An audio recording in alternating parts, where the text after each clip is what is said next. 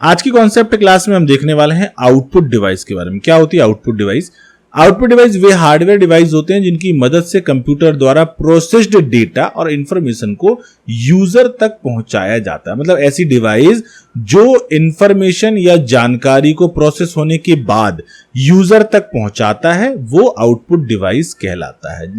Last हमने input device के बारे में पढ़ा था, उसमें देखा था कि जो डेटा और इंफॉर्मेशन को देता है, कंप्यूटर को इनपुट करता है या उसको इंफॉर्मेशन देता है, वो इनपुट डिवाइस होती है। आउटपुट डिवाइस जिसमें हमको रिजल्ट दिखाई देता है।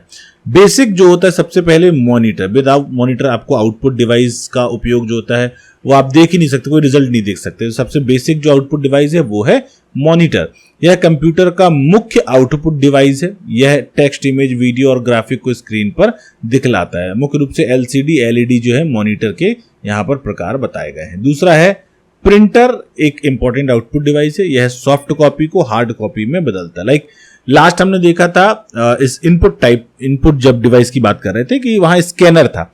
स्कैनर का काम था हार्ड कॉपी को सॉफ्ट कॉपी में कन्वर्ट करना। यहां पर जो प्रिंटर होता है ये किसी भी सॉफ्ट कॉपी को जो आपके कंप्यूटर में होती है उसको हार्ड कॉपी में कन्वर्ट करते हैं, यानी पेपर में प्रिंट करके दे देता है। डॉक्यूमेंट और इमेज को प्रिंट करने के लिए इसका उपयोग किया जाता है। अलग अलग प्रिंटर होते हैं। प्रिंटर के बारे में ऑलरेडी हमने पढ़ा, इंपैक्ट, नॉन इंपैक्ट। और यहाँ पर कुछ एग्जांपल दिए हैं, लाइक इंकजेट और लेजर प्रिंटर होते हैं। स्पीकर भी आउटपुट डिवाइस की कैटेगरी में आता है। यह कंप्यूटर से आने वाली ऑडियो और साउंड को साउंड के रूप में आउटपुट हमको देता है।